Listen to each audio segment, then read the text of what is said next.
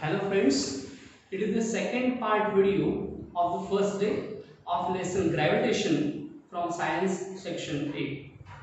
Within this video, we are observing planetary motion. For the planetary motion, gravitational force is responsible. Gravitational force is acting as a centripetal force, so all the planets are moving around the sun. But when we focus on the ancient history, we are going to come across the information before many years, that is within the ancient period, people were accepted the geocentric theory of a universe. Geo means earth, centric means at the center. According to this theory, within the ancient period, earth was at the center of the universe and all the planets and the sun also it was revolving around the earth. That was the theory adopted by the ancient people, and this theory is called a geocentric theory. Geo, earth, centric at the center, earth is at the center. But later many scientists, many astronomers, many observers started to add their observations within this information, and the new theory came into existence. The first person who proposed this theory, that person's name is Nicholas Copernicus, and he forcefully exerted that heliocentric theory. Helio means sun, centric at the center. That means earth is not at the center, but sun is at the center of universe, that is of a solar system. This theory came into existence in the 16th century. Up to this point, all the observations were naked observation. That means only with the help of naked eye all the observations were done. But after that, in the 16th century, the person Galileo has invented telescope, and after invention of telescope, observation of many planetary system or many planets, he has done that observation with the help of telescope, and he has proved, Galileo has proved Copernicus theory, that is heliocentric theory, and from that point we have been adopting this heliocentric theory. Up to 16th century, many observers and astronomers have added their information. Lot of information was present at that time, and Johannes Kepler has studied all this information, and he has stated some theories, some laws about the motion of the planet, and so that is the point we are discussing, that is Kepler's laws of planetary motion. See, he is giving this theory. The first is the orbit of the planet is an ellipse with the sun at one of the foci. Means what? Before this part, we have discussed what is meant by circular motion. The circular motion means the object's motion along the circular path, and it was adopted that all the planets are revolving around the sun in the circular manner. But the first person, Kepler, has stated the orbit is not circular but is elliptical. First of all, we are going to discuss the more information on ellipse, and then we will come to this point. See, this one is a circle. We have to consider one fixed point, that is called a center of a circle, and all the points which are equidistant from this fixed point is, this diagram is considered as a circle. That means what is the distance in between this origin and point A, that is the distance in between point B. So radius, everywhere the radius is set. But see, what is the difference? How to draw ellipse? For that we have nail here. Two nails are there, which are from equal distance, that is 1/4 of all the parts. Now we have to take this kind of thread, and we have to hang this chalk within that, and see, I am drawing this ellipse now. See how is the motion of this thread. If you continue like this one, if you complete the circle rotation, there is a formation of a ellipse. So see, how many nails are there? 2. So this one is the first position of a center, and this is the second one. So it having the center, but it not having the center, it having the two centers, that is focus. We are discussing this focus. How many focus are there? Two. So suppose this one is a F1 and this is a F2. So how many focuses are there? Two are there. So ellipse has two foci. Then this is the horizontal line or horizontal axis, and this one exactly a vertical axis. Then this is a center of a ellipse. Then this one is, there are two radius, radius number 1 and radius number 2. So this is a minor radius, that means it is a smaller radius. Here radius are equal, that is all equidistant points are there, but here points equidistant are not there. This is the nearest point and this is the distant point from this exactly center. So this radius is called as A. We are considering this one is A. So this one is a minor radius.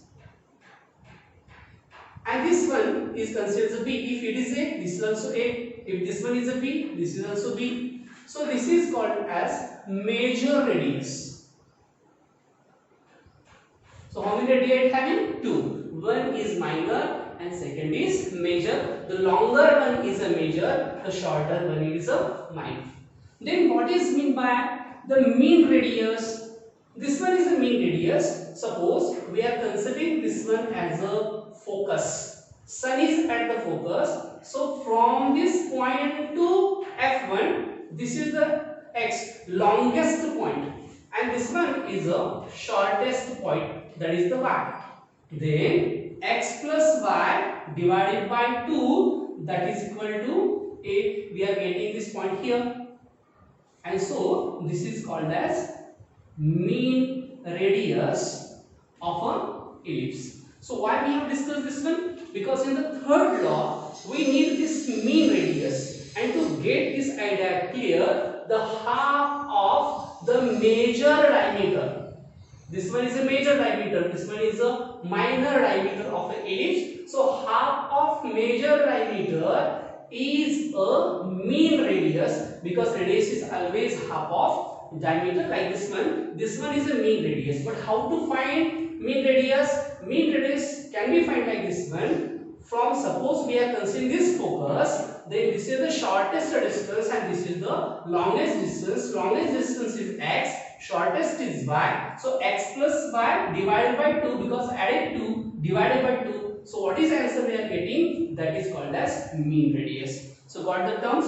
Ellipse has two focus, that is it having the two foci and it having the mean radius. Mean radius X plus Y divided by 2. The first law of planetary motion. See now, the orbit of planet is an ellipse. That means, is it clear for you now?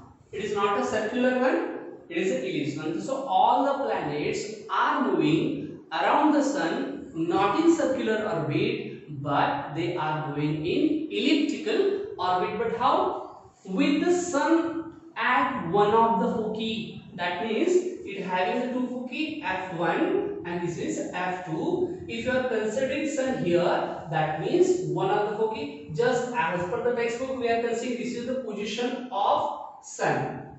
Out of these two foci, sun is at F1. So we shall remove this part.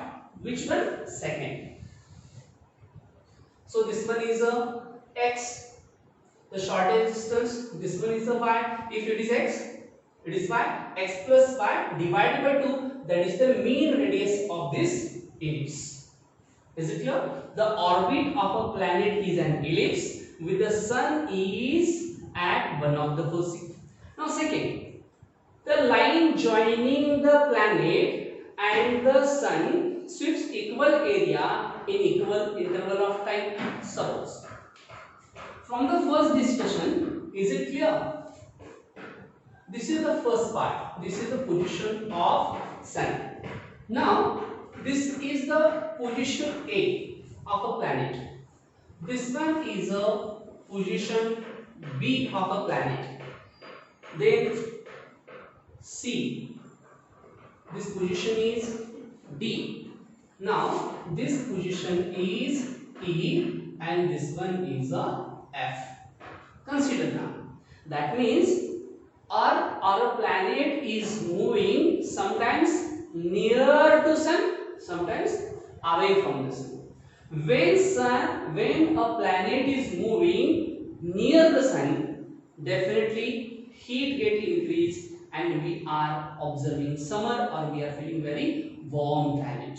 Then when sun is here at 140 and Earth or any planet is moving like this one and it reaches here, the distance in between sun and the planet increases, sun rays intensity decreases and definitely we are getting little cold climate. So change in the weather is the result of this elliptical orbit.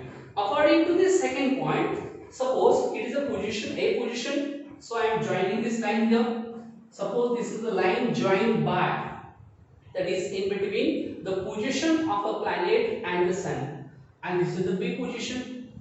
So see here, what is going to form? Here one part is going to form or not, and whatever may be the area of this part is considered as a area acquired by this planet by sweeping from AS to SB. That means sun is here or our planet sweeps from A to B.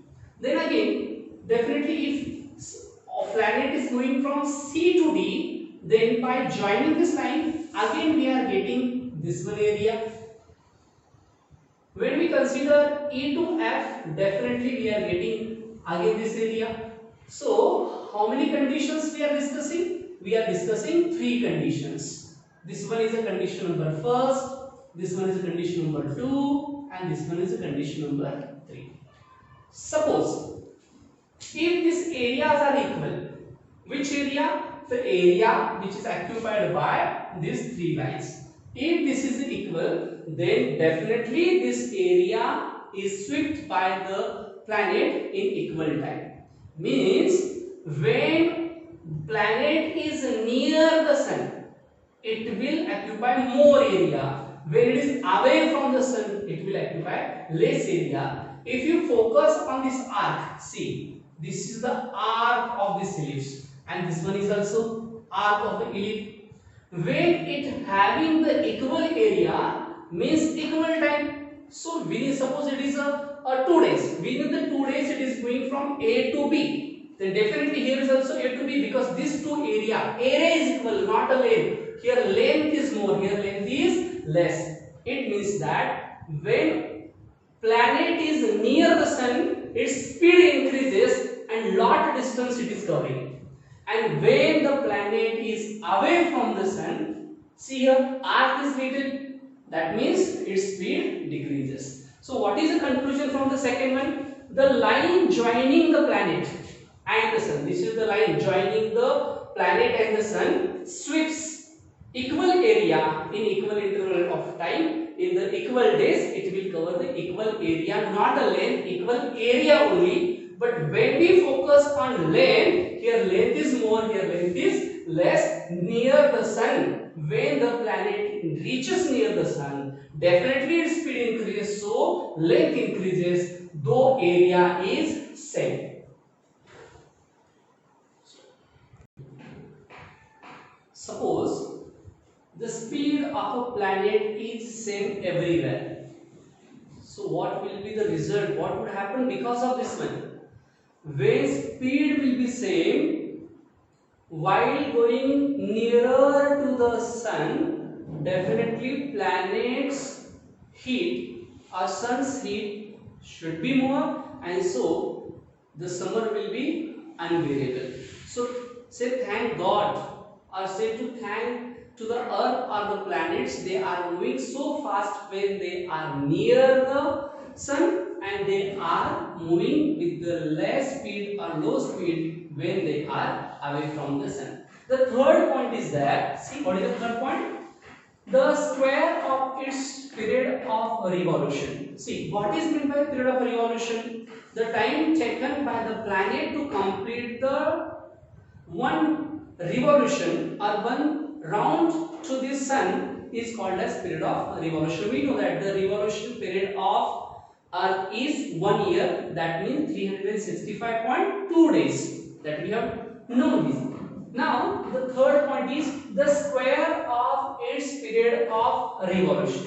Suppose we are considering the period of revolution as a T. So what is T? T is a period of revolution. And what is meant by this R? So this R indicating for mean distance. What is mean by mean distance? We have discussed a lot about this one. What is mean distance? The shortest distance and the longest distance of a planet from the sun, addition of that divided by 2. That is mean of the shortest and longest distance of a planet from the sun. That is called as mean distance. Then here, as mean distance increases, the period of revolution also increases because this T square, what the rule is explaining, the square of its period of revolution, that means T square, that is square of period of revolution of a planet around the sun is directly proportional to what? The cube of mean distance of the planet from the sun, that is the R cube, and therefore we are getting T square divided by R cube is equal to K, that is constant. What is the conclusion from this information? As it is directly proportional, time period is directly proportional to this mean distance, that is square of time is directly proportional to cube of mean distance. Definitely as radius increases, mean radius increases, time of revolution also increases. For example, see Mercury. What is a mean radius of Mercury from the sun? It is 5.7.9 millions of kilometer. Then Venus 108.2 millions of kilometer. As mean radius increased, see what is the difference in between the time period. Mercury will complete this one revolution within these 88 days, and to complete a one round to the sun, Venus will require 224.7 days. That means as mean radius increases or mean distance of a planet from the sun increases, definitely time period to complete one rotation also increases. When we jump from the Venus to Earth, see here Venus 108.2 millions of kilometer and Earth having the mean distance, that is mean radius or mean distance from the sun is 149.6 millions of kilometer. Then from 224.7 to 365.2 days, that is the height we are getting here. So what is the conclusion? As mean distance of a planet from a sun increases, definitely time period also increases. So the planets which are near the sun are moving with the great velocity, but when that distance increases, definitely they have to complete a long distance, so definitely they will take more time to complete the one revolution. And that is the all information about the planetary motion. Just take a quick view of this one. What we have discussed, the firstly we have discussed geocentric theory, means Earth is at the center and all remaining parts or celestial bodies are moving around the Earth, but this theory has wrong or proved wrong. Then the Copernicus has given the theory of heliocentric theory, means sun is at the center. Then Galileo has proved with the help of telescope, and by observation Johannes Kepler proved that or stated some laws of planetary motion. The first law is the orbit of a planet is an ellipse, not a circular, but with the sun is at one of its foci. Then second is the line joining the planet and the sun sweeps equal area in equal interval of time. And the third and last is the square of period of its revolution around the sun is directly proportional to cube of mean distance of a planet from the sun, that is T square is directly proportional to R cube, and so t square upon r cube is equal to constant. Thank you.